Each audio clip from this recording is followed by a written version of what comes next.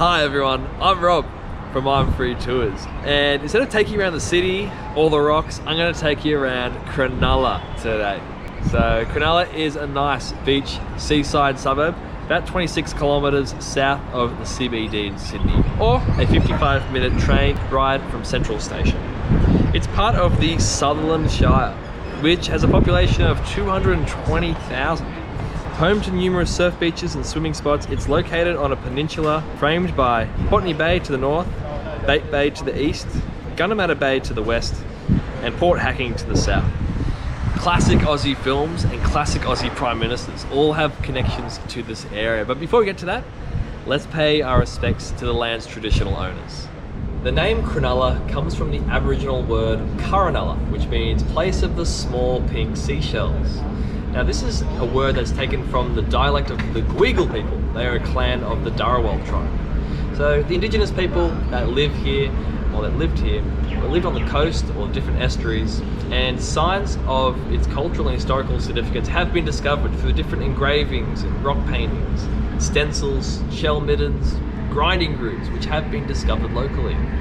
The name Cronulla has actually changed as well throughout time, at first being called Kurranulla, then Kurranulla, then Gunnamatta, which means sandy hills, before finally being changed to Cronulla as we know it officially in 1908. In 1885, a train line was built from Sydney City to Sutherland, with that train station then connecting to Cronulla via steam tram. Now this made Cronulla incredibly popular for people to come down and picnic or swim or even hire out holiday houses for the summer. Then in 1939, Cronulla train station was built, and nowadays Cronulla is the only beach in Sydney connected by a single train line. The star of the area, without a doubt, the beaches, which are soft and sandy with world-class surf breaks. So Cronulla is the longest stretch of beach in Sydney, and between south and north you'll be able to find the Cronulla rock pools. So this is a really beautiful area to come down for the day, if not as a stop as you make your way to the Royal National Park. The Cronulla Sand Dunes are a heritage-listed nature conservation and visitor attraction located on the Cronulla Peninsula. In the past, the sand dunes were used for sand mining, filmmaking, and surprisingly pastoral property. The sand dunes are thousands of years old. The rivers surrounding the area flowed to the southeast beneath the present sand dune system and joined the ocean at Bait Bay. This resulted in the isolation of Cronulla, which was an island from the mainland. The rivers became blocked with accumulating sand and sediment as the sea levels rose. As the rivers silted up, they were forced into changing their course and were led out to sea via La Perouse, rather than continue to maintain an opening in the ever-growing sand barrier near Wanda. This created a tombolo and joined Cronulla with the Cronulla mainland.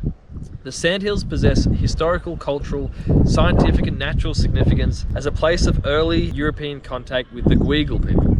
It has significant Aboriginal signs of habitation, from carvings, ceremonial sites, middens, and sites of flaked sharpening stones.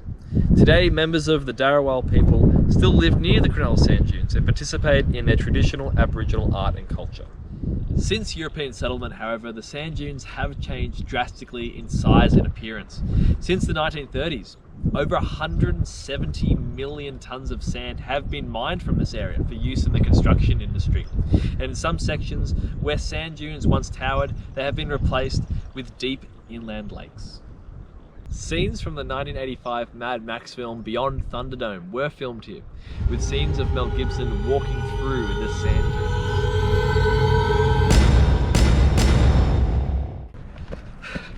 Nowadays, sand dunes are really popular with Sydney-siders and footy teams for a bit of exercise, as these dunes are a real quad burner, I can tell you that. From Cronulla Station, you can take a 30-minute ferry to the suburb of Bundeena in the Royal National Park. From there, you can go on a bushwalk, find some secluded beaches, or the Insta-famous Wedding Cake Rock. Once you get there, just plug Marley Beach into your maps. It'll show you which way to walk. The Royal National Park, which was established in 1879, was the first national park in Australia and the second in the world. It does sometimes like to claim to be the first in the world, but there is a bit of a disagreement with Yellowstone in the US. Now, the term royal was actually added after a visit by Queen Elizabeth II in 1955. But the Royal National Park is a fantastic place to take a day trip here in Sydney, all accessible via public transport. I'm now here at the main shopping precinct in Cronulla, the Cronulla Mall on Cronulla Street. Heaps of different shops, eateries, street art, and even heritage listed buildings here, including the post office to my left. So Cronulla Post Office, built in 1924 and designed by Edward Herbert Henderson as a Georgian revival style building. So originally was designed with a post office in it, residence upstairs, and a telephone exchange. Today, post office still running, however it is quite modern. Upstairs in the residence, however, the original fittings and layout are largely intact. Another huge part of lifestyle here in Cronulla that goes along with its beaches is the surfing and bodyboarding culture. So perhaps most notably as a surf break here is Shark Island, 100 meters out that way. It's a reef break. Known amongst bodyboarders as producing one of the heaviest waves around. So Shark Island annually home to the Shark Island Swim Challenge, but also Shark Island Bodyboarding Challenge, considered perhaps one of the most celebrated bodyboarding events of the year.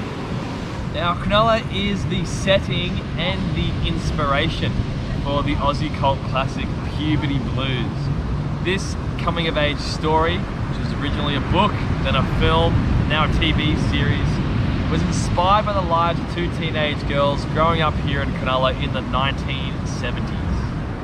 Finally gonna wrap up with the interesting famous people that have lived here in Cronulla. Top of the list we have Lara Bingle, the model you'd remember from the infamous tourism campaign, Where the Bloody Hell Are Ya? But we also on top of that have Brendan Cowell, actor from Game of Thrones and actor and TV presenter Daniel McPherson. But of course can't forget the classic Aussie Prime Minister Gough Whitlam. Lived here in the 1940s for 10 years, calling Cronulla his home. That is all we have time for today. Thanks for watching this video. We have other videos about Sydney's other beautiful suburbs. Check those out, or you could book yourself a real life tour and we can take you around the city or the rocks. So hopefully see you in the future, but for now, take it easy.